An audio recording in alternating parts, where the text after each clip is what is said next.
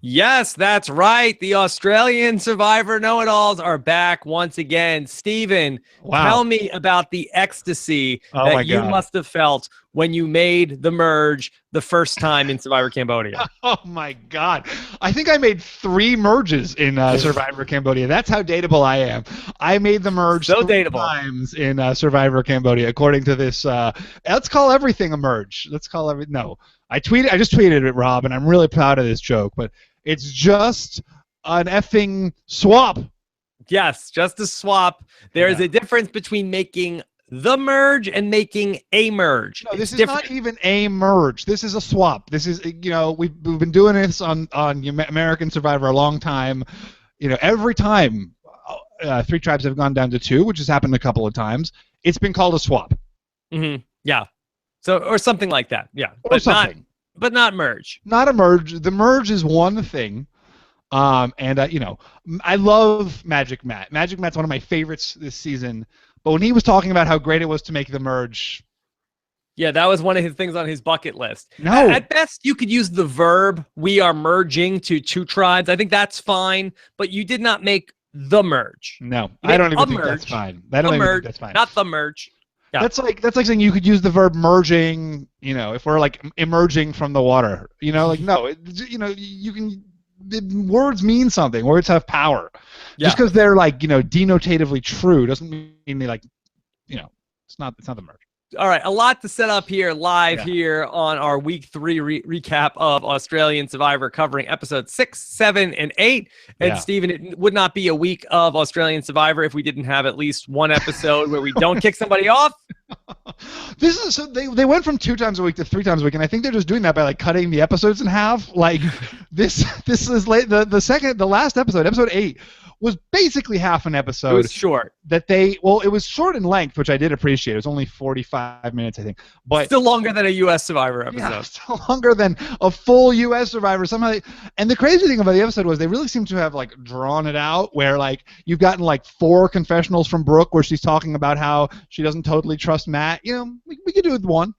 Yeah, we could totally be off on this, but I really suspect that the merge episode that this was like the first half of what would have been like a hour and 30-minute episode that we will see the final part of. If the episode 9 is like, 45, 50 minutes in runtime, that's definitely what happened.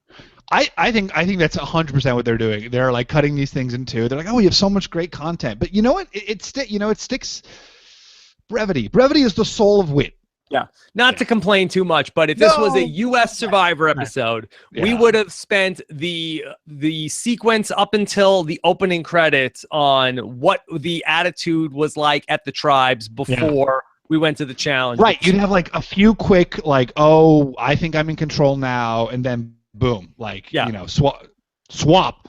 Whoever is getting voted out in that episode does a confessional about, well, I got everything lined up. Everything is perfect right now. And what could go wrong? All like 18 contestants, and we're like, I'm in control. Here's why I think I'm in control now. At length. So, this was I'm really enjoying Australian Survivor. I think you got a lot of really fun, great contestants.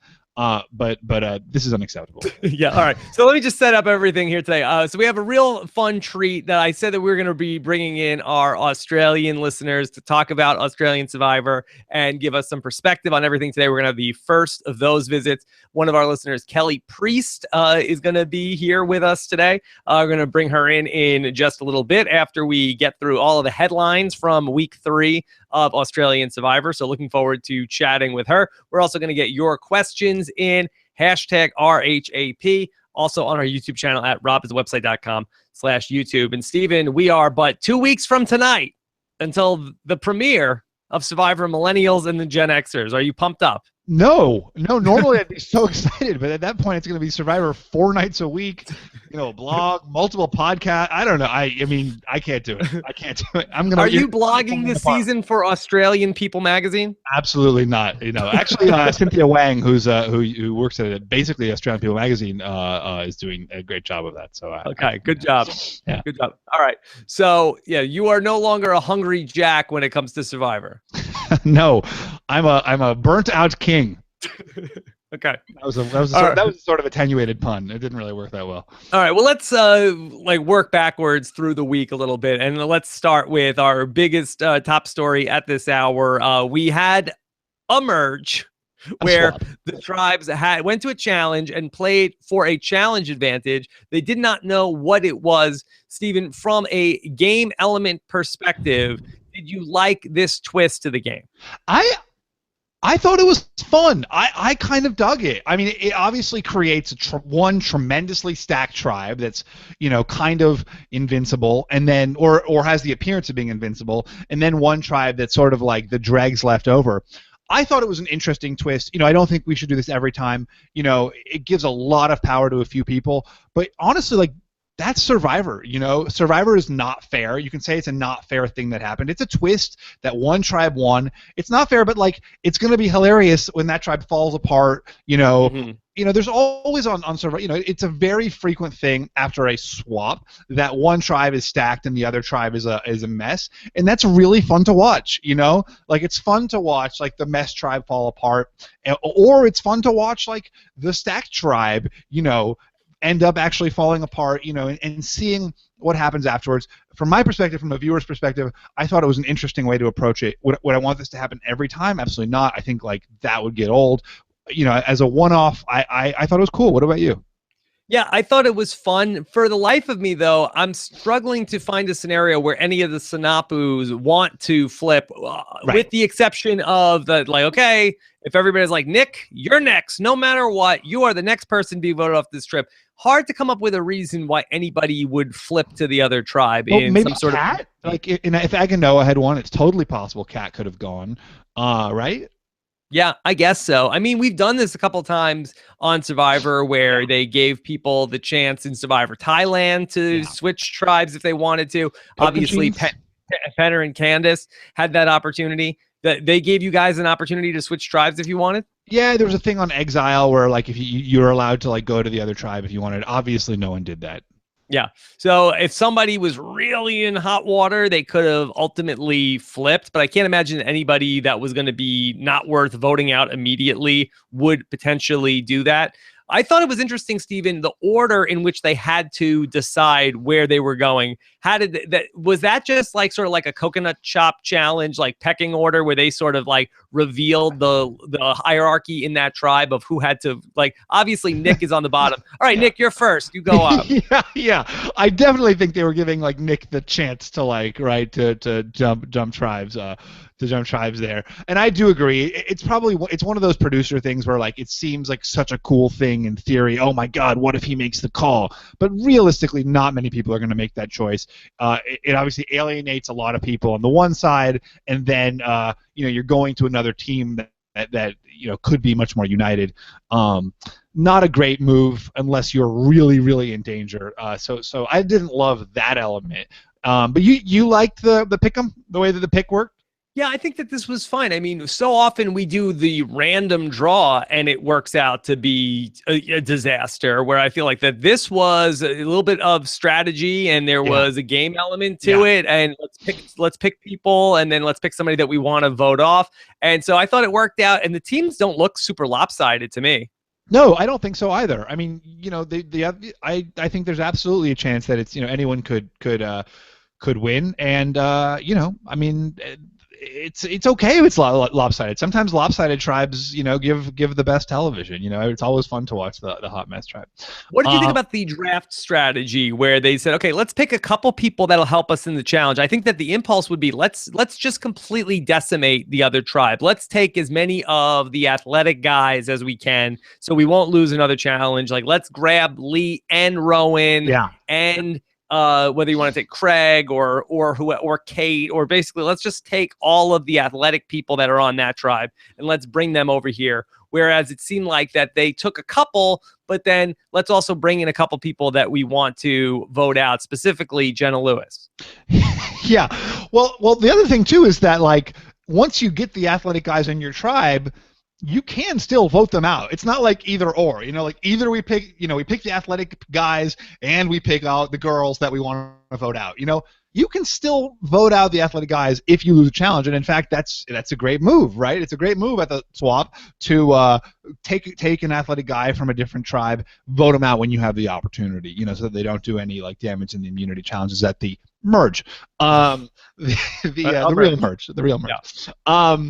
But there's something to the idea of breaking up Craig and Jenna Lewis, which I don't think is a terrible idea, right? I mean, certainly if you're Nick and you have this opportunity to take out one of your nemeses, and you also have the opportunity to kind of like undo this sort of power duo, because realistically, right, like if Jenna Louise and Craig were still together, if they had taken Rowan, they would be giving the old Vavau tribe as strong a majority on New Vavau as old Sinapu has on New Sinapu.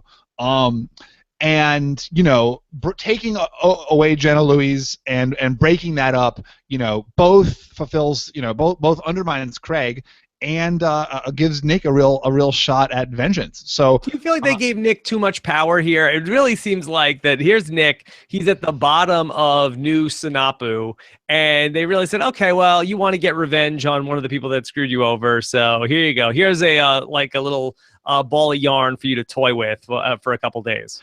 I feel like in a lot of these circumstances, it's just the person who's like, you know, when you're making this snap decision, it's honestly just the person who's like speaking up and making a convincing argument. Everyone's like, yeah, that, let's do that. And you know, it looked like you know, Sinapu had like a few seconds to decide. You know, Nick was probably like, gotta break them up. Craig has the idol. Let's grab Jenna. They're like, yeah, sure, okay, yeah, that's a plan. You know, I don't think it's necessary. You know, I'm sure if they sat back and deliberated about it, they'd be like, let's be a little more strategic here. Let's not give Nick the power. But I think in that moment, because as we've seen, Nick is very often the one to speak up and make a plan. That's all sometimes as much as it takes. I thought that Jenna Lewis also played this pretty poorly upon arriving on the, like, it was obvious like Nick was he was ready to pounce on this opportunity and how delicious this was, like a Hungry Jack Whopper, Steven. Yeah. But I thought she really did a poor job of sort of trying to heal the potential wounds. I agree with you there, but you know, Nick also like made his intentions so clear, and then you see Jenna go and like start chatting with the girls. And one of the things I love about Nick as a TV character is that he has a really great you know, skill at playing himself into a bad position. And you know, I thought it was dangerous for him to be going off with her right away. You know. And then, you know, she's coming back and chilling out. You know, he's sort of always like, he's always moving, which is why he's such compelling television, and also why he's always in hot water. Yeah, well, Nick, I was really worried about him in episode 7, Steven. I was completely 100% sure that he was going to get voted out on that revote that we ended up getting into. And of course, I was bummed. I was scared. I think he's one of my favorites. Yeah, absolutely. I mean, he's really, I don't think he has a shot in hell to win this game, but he's been very fun to watch and has been good TV and needs to come back for Australian Survivor All-Stars, Steven. Yeah, I totally agree. 56 of the best Australian Survivor players. This time, the game will last 7 years. Yeah, but with Nick at that tribal council, so they ended up with that he said, okay, we need to flush Kylie's idol from that she had shown to everybody, and that was a big concern. And when they went to tribal council, there was a lot of talk about, okay, we got to put either 3 votes on Tegan, and he was really willing to throw Tegan under the bus as well. Yeah, although I thought that was fair, right? He knew it's him or Tegan, right? Like when in that situation, I was surprised that they really didn't vote for each other. You know, in that situation where you know it's between the two of you, and you know you sort of have this Kylie situation happening. You know, it's pretty amazing that Tegan didn't vote for Nick and Nick didn't vote for Tegan. You know, I mean, I think it's a very frequent move now where you're like, well, like, it's like Spencer and Shireen in Cambodia. Like, it's one of us. We're obviously voting for each other. We're still BFFs, but you know, we gotta like play for ourselves. I didn't think he was that. You know, I think he tried to save Tegan, but also knew that it was more important to save himself. Yeah, so we got this 2-2-2 vote split. Steven, just how surprised were you that it wasn't Nick that went home on the revote? Because I felt like once Kylie played her idol, then I felt like, okay, well, that you have all these women that are in this tribe that don't trust Nick. Matt's the only person that does trust him. Then this would be such a power move for the Flick and Brooke tandem. And then ultimately they decided to keep him around. I think part of it was his strength and challenges. And, you know, we've talked about this a little bit. You've certainly said in the past how this season of Australian Survivor is has some sort of reminiscences of sort of classic U.S. Survivor. And one of those things is, I think, a real value for strength, and maybe even disproportionately, like how much that people value challenge strength. And I really think that may have helped seal the deal. And Matt too. You know, Matt likes Nick. Matt sees Nick's value. I thought Nick made a really good case that he could be a meat shield too. You know, the fact that Vavao is so focused on him, you know, that's pretty compelling. Why vote out Tegan, who at a whatever variety of murder, you know, she's gonna like slip through the cracks, right? No one's gonna be like, gotta get Tegan out now. But Nick is a real lightning rod, and keeping him around is a really good idea. Especially coming on the heels of such a physical challenge that they did in episode 7, which it's sort of a variation of the challenge that we've seen certainly in Pearl Islands, where Rupert and Austin went tip-top toes, hanging with somebody out in the water. You remember that? Yeah. And Rupert, like, he was like shaking, and he ultimately held on to beat Austin there. This was the tribe version of that, and really that Sanapu had no shot whatsoever, even with Nick going, 25, 30 minutes to get them started. That all of, the women combined in the challenge. And again, there's a big strength difference between, you got to hold up somebody. I would have lasted about 5 seconds, I think. I know. Yeah. I was really impressed with, me too. Not just, I know that you would have done that. Yeah. But I do know that too. But that being said, so the other tribes were stacked physically. There was no Vavao was going to, or I'm sorry, Sanapu was going to do well. I actually thought that Nick did a much better job than Matt. It seemed like, and maybe it was the editing. It seemed like Matt was out within like 5-10 minutes. Yeah, no, it seemed like Nick held on for 30 minutes, and Matt, the rest of them combined were like 10 minutes. So yeah. So it might have been very fresh in their minds of like, look, what chance do we have? And really in Australian Survivor, they're sort of like making up the rules as they go along, that at least seemingly to the contestants, that they don't know, where we have all these seasons of like, it takes a lot for U.S. Survivor to legitimately shock us with, like we never saw the swap coming on this day, or we never, like, they don't know what's going to go on. They don't know if they're going to get down to, eventually you would think that they're going to get down to 2 tribes, but you don't know if that's happening at 14, 18, 16. So to potentially be that outgunned in the challenges, I think would have been a very frightening proposition. Right. I think you're absolutely right. That's like the scope of the length of time, the amount of people does keep it kind of fresh. Does this argue for changing the number of people on American Survivor? You think you would like to see 24 people? See, I do think on American Survivor, they would never let there be. We've had 8 episodes of Australian Survivor, and we had 2 episodes so far where nobody ended up going home. That 2 different times. And also then we had 1 episode that didn't have a tribal council, but had a medical evacuation. So we had 3 of the 8 episodes have ended without somebody being voted off in tribal council. And I believe that there's only been, other than a medical evacuation, we're always going to get rid of somebody on American Survivor, outside of, according to Mike Bloom, the Suri and Danielle DiLorenzo fire-making challenge in Survivor Panama, that Survivor's always getting rid of somebody, and they realize that the audience does not have the patience for an episode where people don't go home. And I agree with you that like some of that is clearly just their decision to expand it to 3 nights a week from 2 nights a week, and now they've got to like fill time. Certainly this one, right? The previous ones were obviously production related. This is editing and marketing related. Yeah. Yeah. I know. I don't want to see more, but I do like the fact that it keeps it fresh. In Survivor Cambodia, we had a merge at 13. Certainly, no one saw that coming. There's little ways to do it, but it's like off by a couple of days. Part of that too is because I think everyone does sort of expect the unexpected, and you've got to be ready at all times. Here, with all this time, there's no like best practices, and so keeping Nick kind of a no-brainer, not a no-brainer, but kind of a most-brainer, some brainer. I don't know. A good idea. Okay. Let's also touch on the episode 6 vote out of Barry. Yeah. Baz is gone, Stephen. It really looked like he fell on his sword, right? Like I kind of got the sense that from what we saw in the episode, he like was going to do his own thing, and everyone else was like, "Well, now's the time." But when he spoke at Tribal Council, he said something to the effect of, "If someone screws up in the challenge, that's the person who should go home." I kind of thought maybe he asked to be voted out. What did you think? Did that cross your mind at all? I really get the sense that Baz's heart may not have been in it. And you're right. It could have entirely been some sort of Jimmy Johnson-esque type thing where it's like, I don't need this aggravation. Again, I have no idea about what how financially well off Barry is in real life and whether he's a very wealthy guy or if he's just somebody that has notoriety, but not, could have probably used the money. I have no idea. He definitely seemed like his heart wasn't really in it. Unless somebody really got under his skin, he was never going to really go to the mat to try to get somebody out of the game. Yeah. I mean, I think that's right. But again, like I think he might have taken a dive, like based on what he said.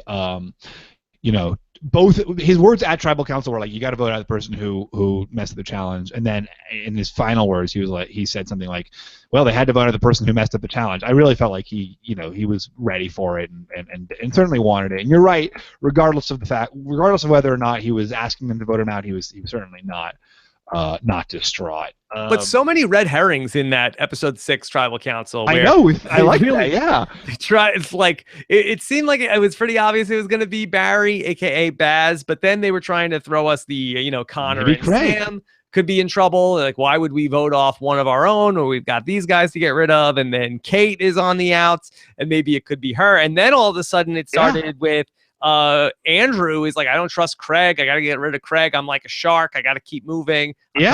Craig.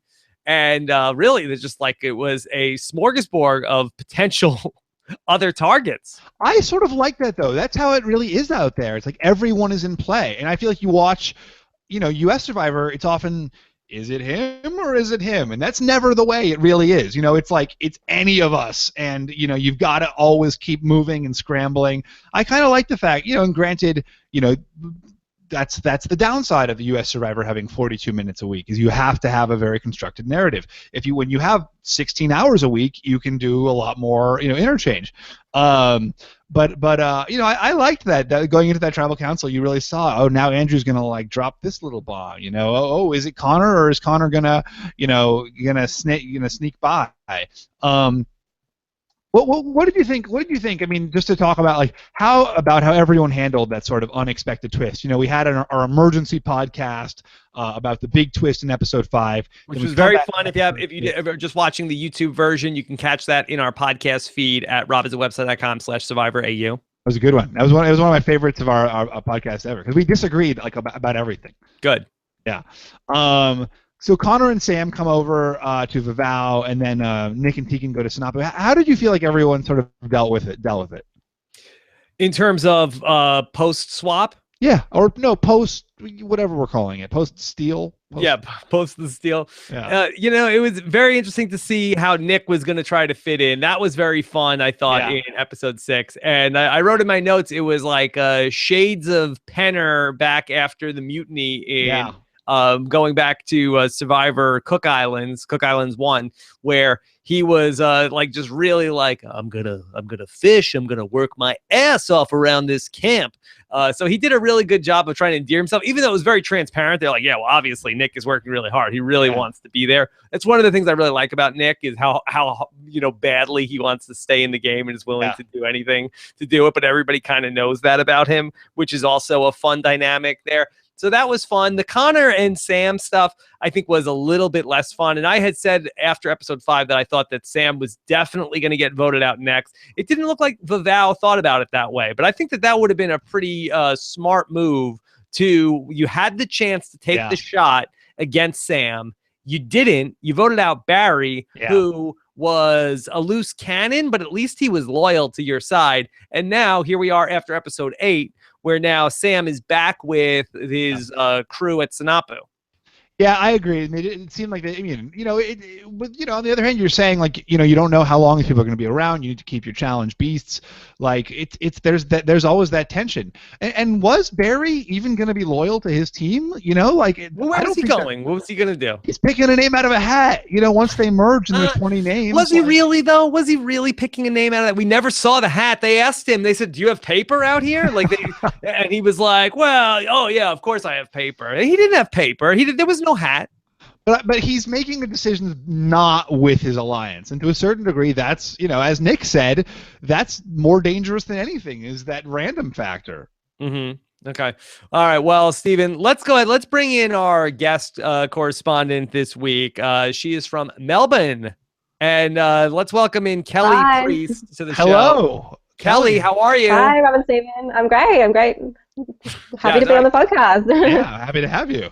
Yeah, happy to have you here, and good to finally not only get some Australian perspective on all of this, but a rare appearance of a woman on Survivor Know It All. So lots of different perspectives to hear from you rare, about. This may be the first ever. No, Kim Spradlin and okay. Yeah, technically on Survivor. I'm in good company then. Yeah. Yes. All right, Kelly, could you tell us a little bit about how Australian Survivor is being received right now and some of the stuff that Stephen and I would have no idea about? Yeah, well, from what I'm seeing, a lot of people are really loving it. I personally have some frustrations with it. I think the more super fans are having frustrations with it, but I'm seeing good reaction.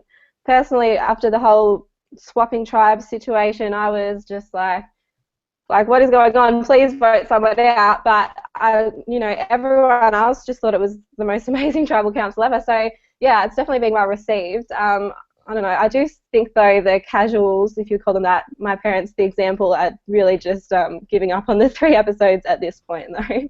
Oh, people are giving up now. Is the audience that's watching this show? Do you feel like have most of them also been watching American Survivor? Because it's hard. Obviously, we have a lot of interactions on the podcast with people that find us who are listening in Australia, but it's hard to really get a sense how popular American Survivor is in Australia.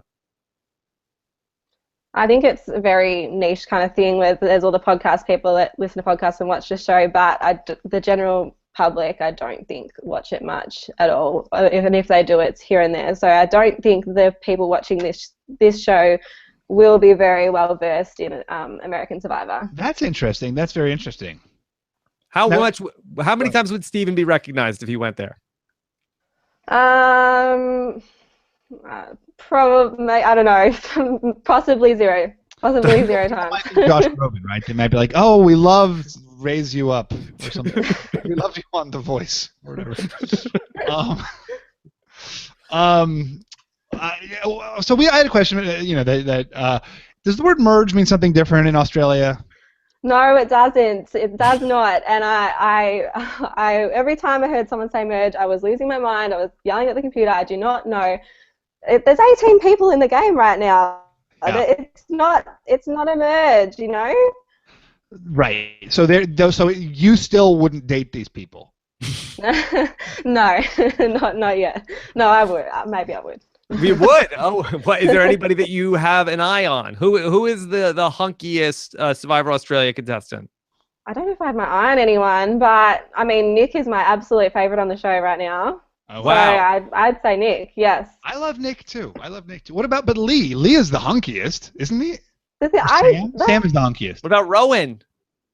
That's the thing. Every time I look at Lee, he's so good looking, and then he opens his mouth and he's just so, it's all about team, and then we spent 5 minutes on his shoes tonight. Like, it's just, I'm not sure.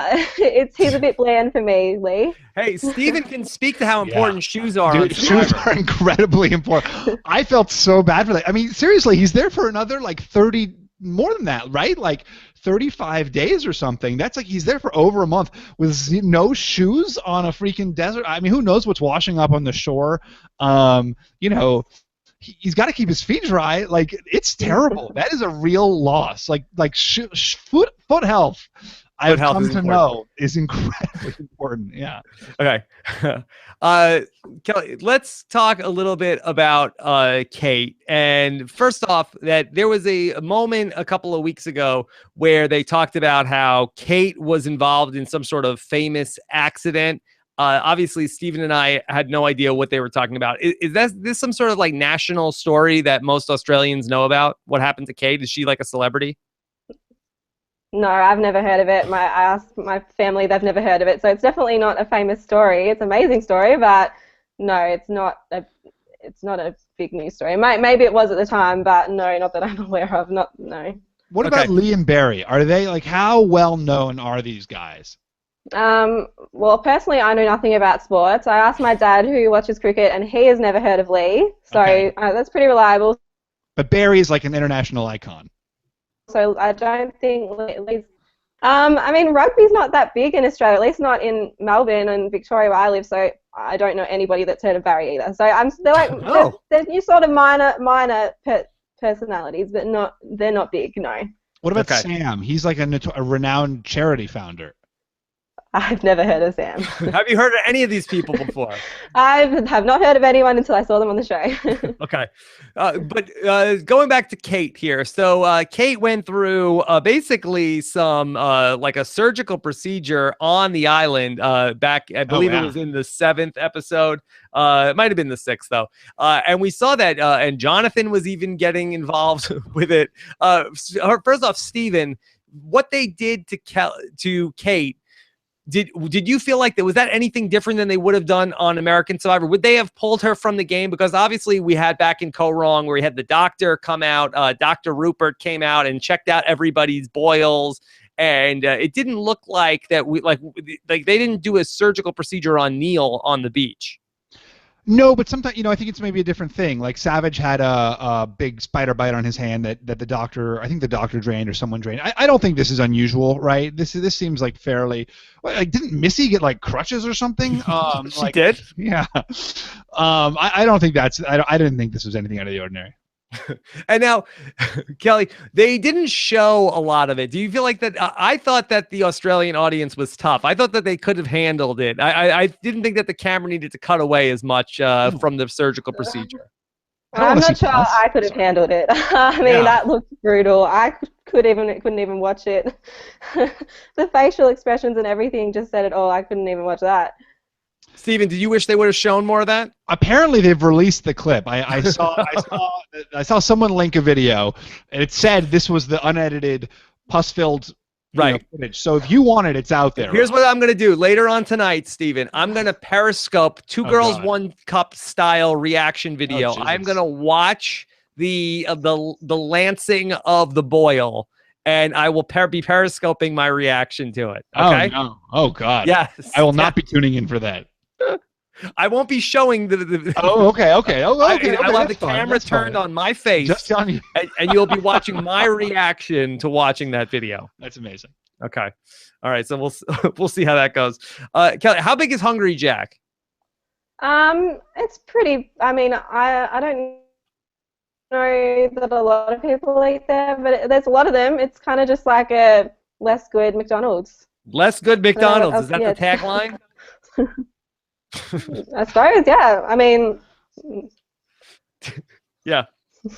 Stephen, were you excited? Were you excited to see the return of the barrel racing reward from Worlds Apart? Yeah. Well, was that? I don't even think Worlds Apart was supposed to be barrel racing, right? They just they had a barrel racing. Yeah, you're right. It wasn't supposed to be barrel racing, but then they had on that obviously fan favorite Sierra Dawn Thomas that she did a new strategy, Stephen, and she completely changed the game with her strategy in that challenge. She changed the game. That's a fact. Wow. Yes. And now we're seeing the legacy. The game has been changed. The game has been changed by Sierra Dawn. Now they've brought barrel racing into the show itself. Yes. And it's the legacy. Yeah. Wow. See? Yeah. There you go. There you go. But that was a great challenge. I thought that was fun. It's always fun. Yeah.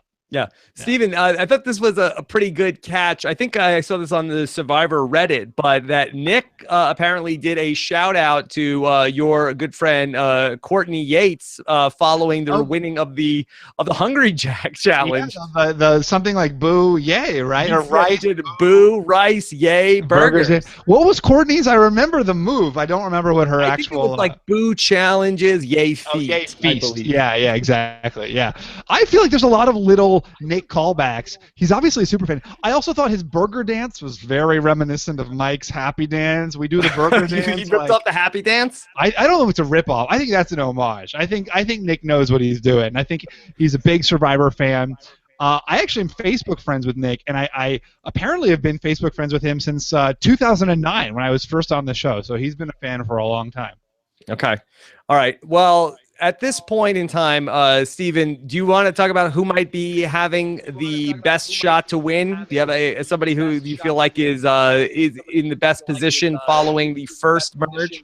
Oh wow, that's who's in it. Based on we're talking about who's in a good position. Not necessarily who's getting the best edit. Yes. Let's see. I mean, obviously, we've got Matt in a good position. We're seeing some danger from him from Flick and Brooke. Brooke is in a really strong position. Yeah, Brooke is in a pretty good spot coming out of the first merge. Obviously, very close with Flick and Matt. It's difficult to tell if he's in a great spot or if he's been sort of led to the slaughter. Yeah, I think Matt knows what he's doing. I mean, I really liked Matt's confessional about I didn't want to be in like this leadership position. I just happened to be in it. Now I've got to like roll with it. So I think that's smart, right? Like he knows.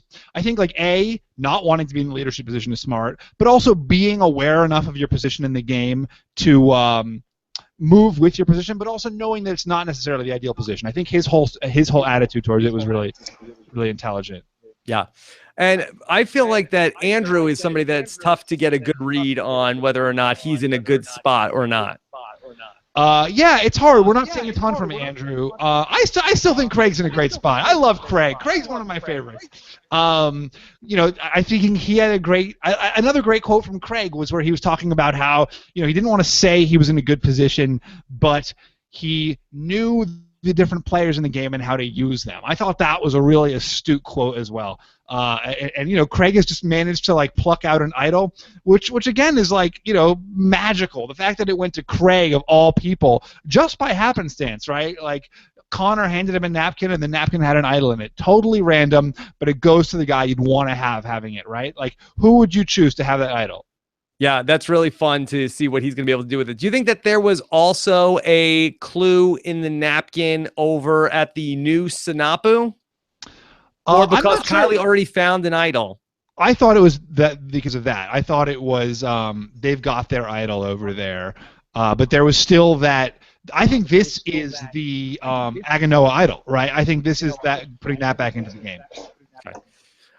So let's get into taking some of the questions that I have. Of course, we get questions emailed to us at survivorau@robhasawebsite.com. Got a bunch of email questions in from you guys. Plus, Alex is going to be giving us some questions from you guys as we go along. And so this is a interesting question. Okay. Dave Backer says, why did Vavau insist on calling Barry the heart and soul of the tribe when his attitude was seemingly so anti-tribe? I can't answer that question. It was one of those weird. It was like the same thing they said about Peter, like Feegs, right? It was that he's the heart and soul of this. I just feel like it's like a condescending way to refer to the old person. Yeah, it's like that. Boy, that this person is certainly. What a team player! What a team player! Yeah. That's they have to go. Yeah, they have to go. They're just weighing us down. Yeah. Let's take some questions. Louise Johnson. Who do you think is in the best spot right now? You put the screws to me, but you didn't screw yourself. Yeah. Boy, I want to say it's Matt, but I'm just very wary of him, and I wonder if maybe it could end up being Flick. I mean, Brooke is in probably a better spot than either of those two, right? Because Brooke is with them. She's got her super tight alliance with Flick. She doesn't have, like, Flick has still got some sort of a target on her back. Matt is a little bit alienated from the girls. I think Matt is probably better capitalized to play his spot than Brooke is. You know, I think Brooke is not that subtle, we've seen. But if you had to just say based on spot, wouldn't you say Brooke over Flick or Matt? I just think that Flick is the brains of that operation between her and Brooke. So I'll give me the person that has more agency over the person who might be less of a target, but not capable of making the move. So I think that she's in a pretty good spot. And then Phoebe, who, you know, we were so excited about last week, I think she kind of got screwed over here by the swap, especially where it looks like Kat is going to be flipping. And now she has to put all her eggs back in the Rowan basket. Do you think Kat is doing the right thing by casting shade at everyone? She's somebody that if she makes the second merge, Steven, then she's going to be around for a while. Like, can't you see Kat at the end of the game just as like the 0 vote finalist where people are like, Kat, what did you even do? Yeah. Sometimes, Kat, I don't even like you. Yeah. Yeah. I do. And I do think that. And Rob, just so that we can know, you know, now that we're in this first swap, this first merge, how much do you miss Bianca? Well, she could have been good. She could have been good. We have to do an exit interview with somebody to talk about, like, was Bianca actually good, or was she just like sort of like a Philip-esque figure out there? Okay. All right. So let's go ahead and bring in a couple of questions. Louise Johnson wants to know, can you give us the number of times that Stephen Fishbach rage tweeted after this week's Survivor AU? I didn't get any rage tweets or rage text messages from Steven this week. It's all because there's so much of this Survivor. You know, it's always very backloaded. Like, I'm watching the episode like right up to when we start podcasting, so I don't have much time to rage text, but I would have been rage texting a lot. Yeah, that I think if this would have been like episode 7 would have been episode 8 would have been 7. I think then we would have gotten more of an angry Steven. All right, South Newton 1 wants to know, what main alliance do you think will have more long-term success? Matt, Flick, Sinapu alliance, or Craig's Vivau alliance? That's a good question, Rob. You know, it's so interesting with these tribes of 9 because you do have the 5 people that are together at the new Sinapu, which is the Matt, Sam, Flick, Brooke, plus Nick or Kylie. That group is together, but then you don't really know if any of them could flip. But that seems like the tighter group. Over at Vivau, it's interesting because you're counting on Connor as the 5th vote. All of a sudden, Purple Connor, that he's like the big swing between the 4 people from the Aganoa and then the 4 people from Vivau. Yeah, I mean, and certainly Kat as well, though, immediately kind of jump ship. Yeah. And then she ends up going flipping to the other side. But Connor holds all the cards, and we barely heard from him in this episode. Connor has some cards. I don't think Connor is as. I mean, I think Connor. I think Connor's good at playing his position pretty well. But I don't think he's not as much of a swing vote because Kat flipped so quickly. Okay. All right, let's take another question. And this one is from Ed Morris. Edmo wants to know, should they have voted out Barry in episode 6 or either Connor or Sam instead? I think that they should have gotten rid of Sam in that spot. But like, you were saying this earlier that... Are we getting an echo? Yes. Yeah, we have a little bit of an echo on the Kelly connection, but I'll put that on. I had to mute her for a little bit, but we'll bring her back at the end. Okay. You were saying before about Nick, right? Like, you got to hold on to Nick because he's a physical threat. Why isn't the same true of Sam? If you've got to keep your physical power players in this version of Australian Survivor, why not keep Sam too? Because there are no other physical players that are on the Sinapu tribe, where you still have Connor, you still have Barry, you still have Connor, you have Kate, you have Barry. If there's a physical challenge again, right? Who are you running out there? Right. Sam. Yeah, and believe me, it's not like Nick is like the second coming of Ozzy or anything like that either. No, right. They're just like more lacking for it. I get what you're saying. I'm just saying that it's a marginal decision. I don't think it's that bad. And again, like I think that Barry's strategy is very destructive, and could be like a real screw up from someone if they don't get rid of him now. All right. Get rid of the randomness. That's always the right solution. Get rid of the randomness. Lori Hopper says, are you catching yourselves developing an Aussie accent, or is it just me? Stephen, have you noticed saying anything that in an Australian accent? I was gonna try, and I'm not even gonna try. I was gonna make I'm not gonna do it. Yeah.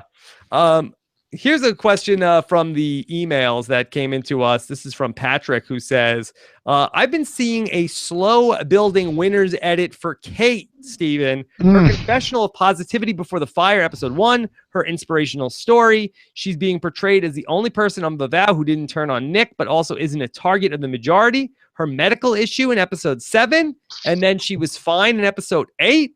Do you think that Kate is somebody that we could talk about as the winner? No, I don't. Anything other than just that you're not feeling it in your gut? I don't think she's getting that. I mean, she got that long story, but if she is a well-known figure, no offense, Kelly, that has people know she's got, that sort of story's got to come out at some point. I don't think she's getting that much. She's not really shown as being part of the strategy. Again, this is a different production team. We don't really know how they construct their edits. It might be dramatically different, but I don't think Kate is getting the winner's edit. Okay. What about Dagzek? What? That's the next question. Oh, okay. Who Dagzek 2 wants to know who will last longer, Jenna or Nick? Okay. Jenna Louise or Nick? That's a good question. Boy, it certainly is being set up for Nick to go out before Jenna Louise, isn't it? Isn't there like a Craig-Nick showdown coming? Like, won't we be really denied? If we're denied a Craig-Nick showdown, like something is missing from this season. Well, paint the scenario for me. Do you think that Jenna Louise, that potentially she is going to be able to say to everybody, look, Nick is a snake. What are you guys doing? You're going to keep him around. He's going to screw you guys over. This is such a bad idea. Trust me. Vavao and Sanapu can work together. Sam can vouch for us. We're good people over there. It's Nick. He's a lunatic. He lied to us with the neutral box. Yeah, it's interesting. Like, a lot of it comes down to stuff we don't know. Like, what was Sam's perception of Jenna Lewis when he was over there? So, yeah, I don't know. I mean, I think it would be easy. I certainly saw that happening, right? She's like hanging out with the women. We know that the women are already suspicious of Nick. I can easily see her making the case. This guy is devious. Get rid of him now while you've got the shot. Just want you can certainly make the case where it's like, he went to do that thing where he came back and he told us like the biggest lie. It's like, oh, he didn't tell you any of this? He didn't tell you this story about when he came back and lied to us about what the clue was to the idol and how he knows where the idol is over at Vavao? Oh, he didn't mention that to you? Yeah. But so I could see it going either way too, right? But also, Matt obviously has a lot of affection for Nick. That's it though. I don't know. Like, who knows? Nobody else loves him. But he's a big challenge player. I mean, he's less relevant now that they have, Sam and Lee. Yeah. Can happen. Haiku Fishbach wants to know, with this big of a cast, do you think there will be a merge in just a few votes, or do you think they will get all the way down to 12 or so? All right. Well, we did our first swap at 18, right? So if you're going to work this out, it does feel like that we could get another merge after 2 more weeks in this format where 6 more episodes, Stephen, get it down to 12, right? Yeah. And that's a lot, though, to go with you could do it. How about this? Will we see another swap before the next merge? I think that's possible. I think it is very possible we'll see another swap, especially based on the way that this swap worked out, where it was so determined by one tribe. I think maybe they'll like reverse the effects of that tribe's dominance. What about you? Do I think that there could be a swap? Yeah, I do think there could be a swap. Maybe do 4 boots in this format, and then maybe do a little mini swap for 2 episodes, and then have a merge. Stephen, I've seen the talking point a little bit on Twitter and social media. People saying too many twists in Australian Survivor. Do you find it to be too twisty? Oh, no. I mean, I get the idea that you want it to settle a little bit, like let's let these things play out. I like it. American Survivor certainly does think it's basically every 2 episodes and then 1. I think the fact that this is all compressed within a week impacts that, right? That makes it seem like it's happening a lot faster. But this is about the pace of how American Survivor parcels out their twists. Yeah, I'm interested to know about whether or not that the people in Australia are thinking this is too twisty. Kelly, have you heard anybody talk about that? No, I've heard the opposite. I think everyone's like going crazy for the twists, and I've seen a lot of people say that American Survivor should do it. And I mean, you've got so many people, so much going on. I think I'm enjoying it. Even more twists to U.S. Survivor. More twists. Add in more every episode a twist. Rob, I wanted to ask you before I forget. Last podcast I put out the question, about, and this is maybe a little bit of a callback, but they had the idol or the rice question, right? Do you take the idol or do you take the rice? And yes. One of the things we were talking about was like, what's the move here? What do you do where you can, somehow keep the trust of your tribe? You can be the person who is selected and not get immediately voted out. We got an email. This is a kind of an interesting solution to this dilemma that said, you get the big bag of rice, right? Mm-hmm. And so you're not taking the idol. Inherently, people in your tribe are going to not necessarily trust you. You bring the big bag of rice to the next challenge and hold up the big bag of rice, and you say, did the people on your guys' tribes also bring back this big bag of rice? Because if not, they're lying to you, and they chose, an idol clue. I thought that was a kind of a smart way to throw some shade, maybe create some dissension on the other tribes, prove your own loyalty, prove your own that you did the loyal move, and somehow maybe avoid becoming a target on your tribe. Although granted, it does bring negativity from the other tribes at you. Yeah, it's possible, but you could have people in the other tribe like, "What are you talking? That's the small bag. That's what you say is the big bag. That was the small bag." But no one's going to have a bigger bag. Yeah, because they would have had to come back with the actual small bag. Yeah, it's interesting. Kelly, do you have a take on this? I think we see time and time again, we talk about all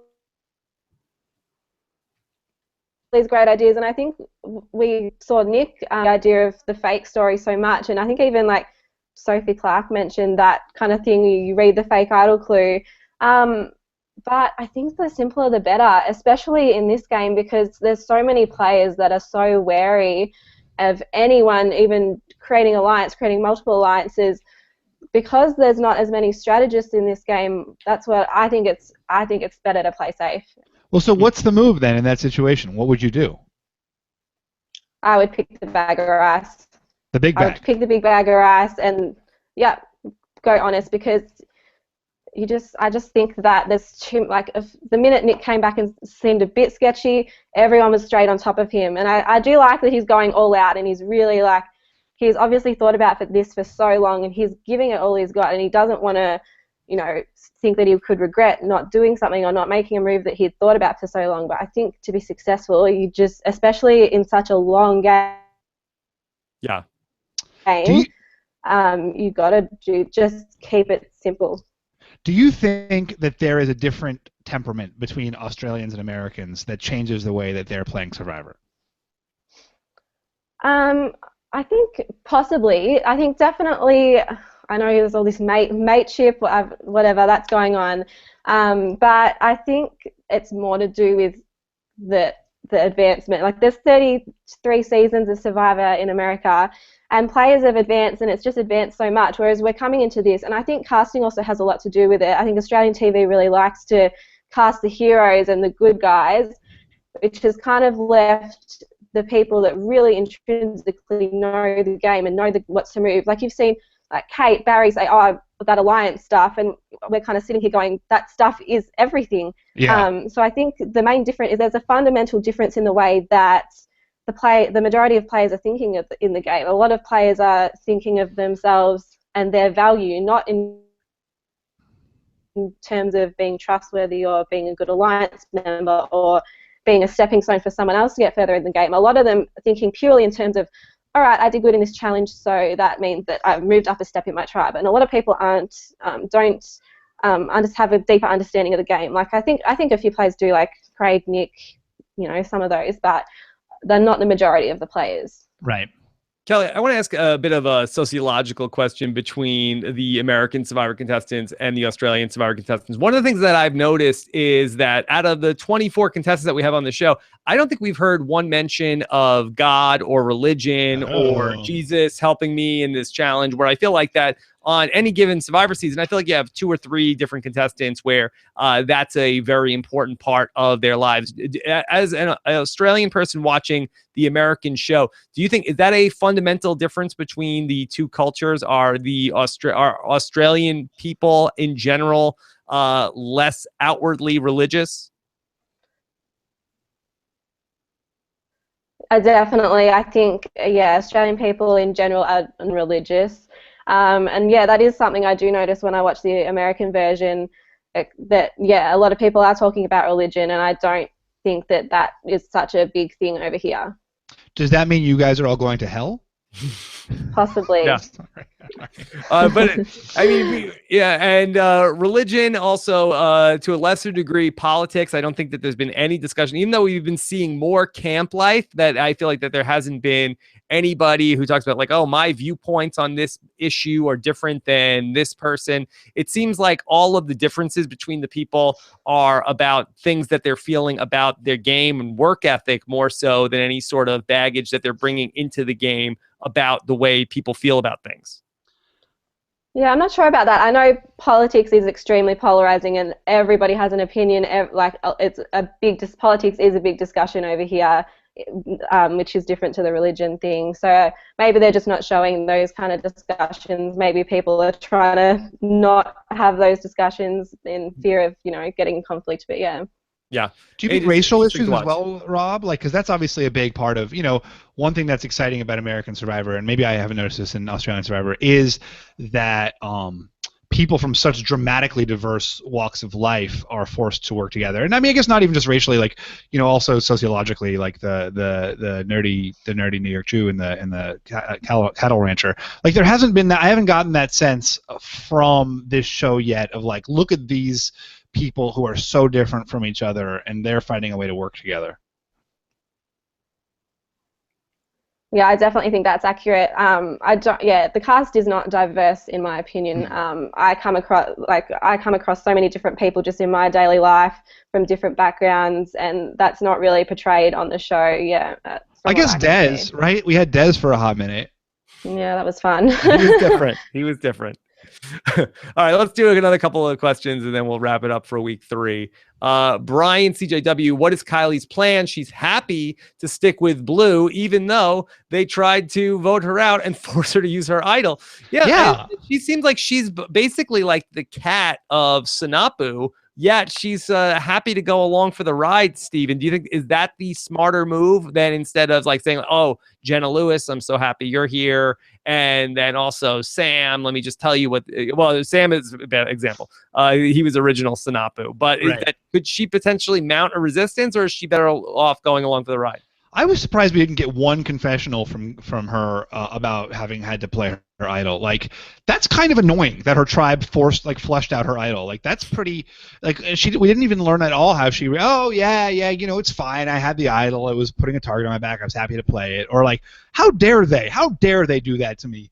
I really want to know where her head's at. Instead we got 14 confessionals from Brooke about Matt. She's just not a gamer, though. She's just one of these people where it's like, that it's Survivor season 1 for her. She's just going like, oh, man, this thing has been more trouble than it's worth. I'm going to go ahead and she wasn't doing it strategically to show the idol at the previous tribal council. She's like, boy, everybody wants to vote me out because I have this thing. I'm better off without it. I mean, she probably is better off without it. Yeah. So we'll see. If I don't think she's going out the next tribal council they go to. All right, one last question, Steven, from Eddie. All right, Eddie wants to know, is it better in a 55-day season to be a low-key floater? Do big characters have a chance? It's a good question, Rob. Yeah. I don't think a big character strategically does have a chance in a 55-day game. I think that eventually you are going to be outed in a game as long as this. I think you can be a big character socially. Yeah. But I think that the harder you play this game, the more of a chance that you will have to be exposed. I mean, we are only about a third of the way through here, And I mean, can you imagine Nick somehow lasting another 35 days in this game? I know he's going to burn out. I mean, I love watching Nick because he's got so much energy and so much joy and so much, he loves being the villain. And then he's like, oh my God, now I'm on the bottom. It's great. It's great. I hope so. I hope we see a lot more Nick. Wait, one more question, Rob. Roman Nesta is kind of a related follow-up. If Andrew successfully blindsided Craig this early, would it even be a good move for his game? I don't think so. I don't think so either. They need to stick together with their numbers. I mean, unless he was going to just somehow do this as part of jumping ship to work with Aganoa and, where he was going to foster something long-term and start working with Phoebe and Rowan, and he felt like he really was on good terms with them. But at this point in time, it looks like Kat is ready to flip over and go against her tribe. I feel like that Rowan is the next person to go out. So why would he go away from what's working at Vival? Yeah, I agree. I totally agree. It would be a big mistake. Okay, but people get restless. People get restless. It's a long game, and I think it's a long game. The harder you play, the more chance that you have to be exposed in 55 days. Kelly, is there anything that you want to see that Australian Survivor do over the course of the next 2/3 of the season? I mean, I'd like to see more tribal councils, but where people go home too. Yeah, exactly. I really like to see the strategy advance a bit more, and I hope that the players, as they move along and get towards the end of the game, will sort of gain that understanding. And I think Brooke, actually, I've sort of seen over the past few episodes, I doubt she's watched the show before, but I think she has that social thing, and I've seen her sort of start to have more intelligent confessionals and really start to develop more of an understanding of the game. So that's what I really want to see, is more strategy, high level strategy, because I think that with the progression of the game, we could see that. Yeah. Stephen, that we were talking about this with Kelly. Do you have an Australian Survivor crush? It may be Nick. I mean, I like Craig a lot too. They may be my crushes. I mean, I still have a soft spot for Connor.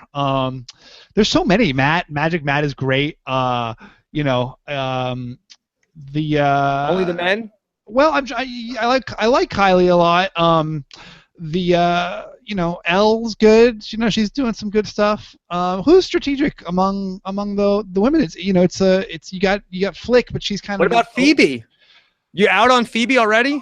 I'm not loving Phoebe right now, to be honest. Can she survive the loss of Rowan? I don't know. You know what? I was all in on Phoebe a couple weeks ago, and now she's kind of I don't know. She's doing a good job though, right? Yeah, she's doing a good job. I think that Kat's defection could be a deal breaker for her. But Phoebe is good because she's good at giving people what they want. I thought when Phoebe was working Christy, I thought that was really well done. When Christy came over to her and was like, where are we? Is it you and me? And Phoebe wasn't like, yeah, of course. She was like, well, what do you think? Can we do this? Can we do? Phoebe really engaged with it, and I think that's really the sign of someone who's playing well, is when they will engage with everyone and really make that person feel like you're coming to a decision together. So yeah, I guess I'm still in on Phoebe. We've just seen a lot less of her. Yeah, she had a little bit before the swap ultimately happened, and we got to see her trying to work with a couple different people, with Christy, and trying to get something going. But we'll see ultimately where it goes. All right, so 3+ hours more of Australian Survivor just around the corner. We'll be back to talk about it again next week. Probably Tuesday night? Go back to Tuesday, Stephen? Maybe. This is tough to squeeze it in before the Big Brother, but we'll see what we can do. We'll keep you posted on all that. Kelly, it was so nice to get to talk to you. Tuesday. Thanks for having me. Yes. And also, have you seen the Hungry Jack's fan favorite leaderboard? Oh no! Who is the Hungry Jack fan favorite? Tell us about this. Yeah. So surprisingly, at 37%, Andrew is the fan favorite. Connor is second at 12%. That's amazing. Yeah. I don't know, but he came out and started doing a bit of strategizing. But I like Andrew. Yeah, Andrew's good. I support that.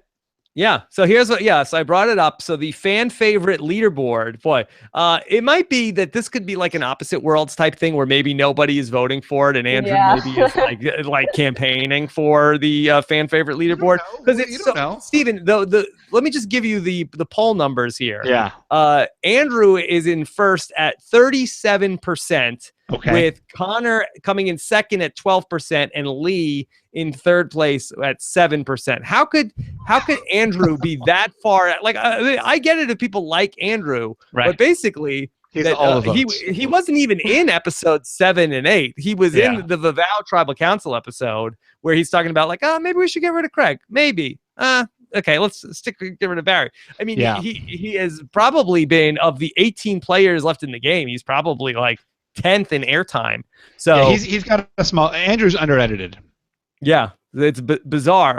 And then we have a number of survivors tied at 1% at the bottom of the fan favorite leaderboard. Yeah, that definitely sounds like it's not a lot of votes coming in. The next, if number 3 is at 7%. Yeah, it doesn't say how many votes that's out of. Okay. What does the fan favorite leaderboard winner get, Kelly? Do you know? Do they get a lifetime supply of Hungry Jack? Maybe. I don't know. I don't know that there's a reward for that, but I don't know. And number 2 just gets a mini Whopper. Mini Whopper Junior. A Junior Whopper. Yeah. Oh, that's good. All right. Very fun stuff. Okay. What's the hashtag today? Oh God, Kelly, what's the hashtag? Oh God, thank God I've got someone.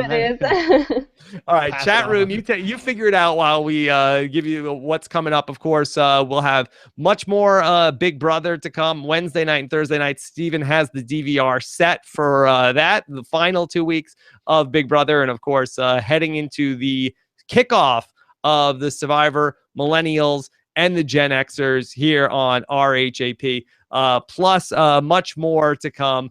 In terms of our previewing of the new season, still a couple more preview shows to do here on the podcast. And of course, if you don't have your tickets yet, you're not going to be able to get them for much longer to come out and see Stephen and I in person at the Australian Survivor, these regular Survivor Know-It-All, October 26th. The hashtag should be something about a merge versus a swap, right? It's a okay, yeah. Effing swap. Is that what you want to call it? Yeah. Let's go with that. And I just got a tweet from C. Lampearls that you need to know this. Andrew has bots to vote for him on many fan polls. So apparently Andrew has mobilized the robot. So kudos to him. I think that is. I think let's put asterisk that. This is very speculative. Speculative internet rumor.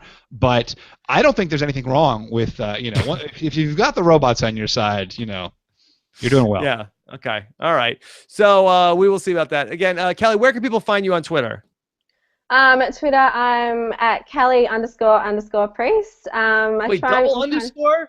Double underscore. Yeah. I've never seen that before, Stephen. Why the double underscore? Is one underscore taken? Just the one underscore was already taken. I was late to Twitter. And at Instagram, I'm just at Kelly Priest. Okay, I see. That's good. All right, so I'm gonna hold on. Is this you that from Birmingham, England? No, she's from Melbourne, Australia. I know. That's why I thought that. So what? Say it again. So it's Kelly. I'm there. I'm Kelly __ priest. Priest is how you spell priest. Priest. Okay. You must have been writing Preest. Maybe. I think I went with one underscore. Oh, well, she just clarified it's double underscore. All right. Well, Stephen, relax. Okay. That sometimes please. You type it in and spelling. This is my one thing. You type it into Twitter, and sometimes it's showing you things that it's giving you like it's like you type it into Google. And then you get like the results from things, and that's what it brought up. I didn't go directly there. Didn't go direct. Yeah. Yeah. Okay. It's an indirect flight. Kelly, what's been the sentiment among the Australians for Stephen and I to come and do a live show covering Australian Survivor in Australia? I mean, I think you'll have to Is ask there a fan who's a clamoring? bit more connected to the Survivor community. I mean, none of my friends watch Survivor, so Wow. I don't really get to talk to them about it. But We just got but negged. I personally really want you to come down to Australia, and I'm sure a lot of the other Australian RHAP fans definitely want that. Okay. Well, $30,000 is all we need. One fan, one ticket to the Know-It-Alls. Start a kick Yeah. Starting. Yeah. Let's see. Maybe Barry has some connections. starter, and I'm sure that you'll get. All right. All right. Great stuff. Thanks so much to Alex Kidwell behind the scenes for pulling the questions. Of course, Scott St. Pierre for editing the Australian Survivor Know-It-Alls podcast. Much more to do. Johnny Mack on the Big Brother show tonight. Should be a lot of fun. Steven, anything else? This was good. This was good. Follow Steven on Twitter at Stephen Fishbach. And of course, you can send us your emails all week long as you watch the episodes. Just please don't spoil the episodes in the subject line. SurvivorAU@robisawebsite.com. And you can subscribe to our Survivor Australia podcast feed. Go to robisawebsite.com/SurvivorAU. Take care, everybody. Bye. Bye.